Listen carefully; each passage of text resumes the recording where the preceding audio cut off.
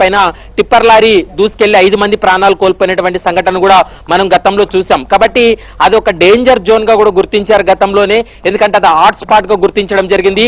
ప్రతిసారి కూడా ఎక్కువగా ప్రమాదాలు అదే ప్రాంతంలో ఎందుకు జరుగుతున్నాయనేటువంటి అంశానికి సంబంధించి కూడా ఇన్వెస్టిగేషన్ లో మొత్తం రిపోర్ట్ లో ఈ అంశాలన్నీ కూడా పొందుపరిచేటువంటి అవకాశం అయితే కనపడుతుంది. మరోవైపు జరిగినటువంటి ప్రమాదానికి సంబంధించి ఇప్పటికే క్లూస్ టీమ్ కావచ్చు, మరోవైపు కొన్ని ఆధారాలు సేకరించడానికి ప్రత్యేకమైనటువంటి టీము అక్కడికి చేరుకొని కొన్ని క్లూస్ కూడా సేకరించినటువంటి పరిస్థితి కనబడుతుంది.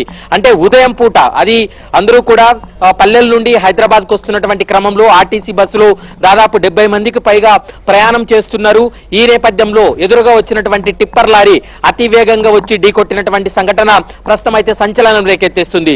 ఇప్పటి వరకు మీరన్నట్లుగా కర్నూలు వి కావేరీ బస్సు ఘటన మరొక ముందే ఇప్పుడు చేవెళ్లలో జరిగినటువంటి ఆర్టీసీ బస్సు ప్రమాదానికి సంబంధించి అయితే మాత్రం ఆ 2 తెలుగు రాష్ట్రాల్లో విషాదాన్ని నింపిందనేది మనకు స్పష్టంగా అర్థమవుతుంది. ఇప్పటికే అక్కడే చేవెళ్ల ప్రభుత్వ ఆసుపత్రిలోనే మృతదేహాలకు పోస్ట్ మార్టం కూడా నిర్వహిస్తున్నటువంటి పరిస్థితి ఉంది. ముఖ్యంగా హైదరాబాద్ నుండి దాదాపు 5 టీమ్స్ అక్కడికి చేరుకున్నాయి. అక్కడ ఫోరెన్సిక్ నిపుణుల సమక్షంలోనే ఈ యొక్క పోస్ట్ మార్టం నిర్వహణ అంతా కూడా కొనసాగుతున్నటువంటి పరిస్థితి కనపడుతుంది.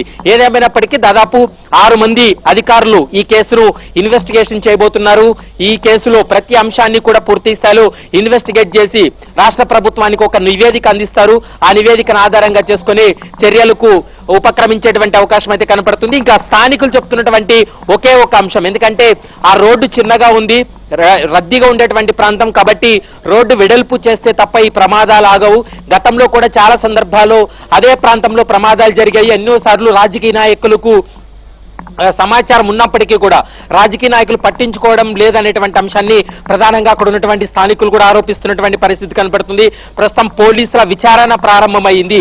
జరిగినటువంటి సంఘటన పైన పూర్తి స్థాయి విచారణ చేసి ఆ నివేదికను కూడా రాష్ట్ర ప్రభుత్వానికి అందజేసేటువంటి అవకాశం అయితే కనపడుతుంది. ప్రస్తుతం ఇప్పటికే ఘటనా స్థలానికి additional DG law and order Mahesh Bhagwat కూడా వెళ్లి జరిగినటువంటి తీరునంతా కూడా అక్కడ ఆ అడిషనల్ డీజీ పరిశీలించినటువంటి పరిస్థితి ఉంది. మరోవైపు రాజేంద్ర నగర్ డీసీపీ కూడా అక్కడికి వెళ్లారు. మరోవైపు ట్రాఫిక్ పోలీసు ఉన్నతాధికారులు కూడా అక్కడికి వెళ్లి సంఘటన జరిగినటువంటి ప్రాంతాన్నంతా కూడా విశ్లేషించినటువంటి పరిస్థితి అయితే స్పష్టంగా కనపడుతుంది. 1-2 రోజుల్లో ఈ కేసుకు సంబంధించినటువంటి విచారణ పూర్తయిన తర్వాత రాష్ట్ర ప్రభుత్వానికి నివేదిక అందించేందుకు పోలీస్ శాఖ సిద్ధంగా ఉందనేది కూడా మనకు స్పష్టంగా అర్థమవుతుంది. నవీన్. ఓకే ప్రవీణ్.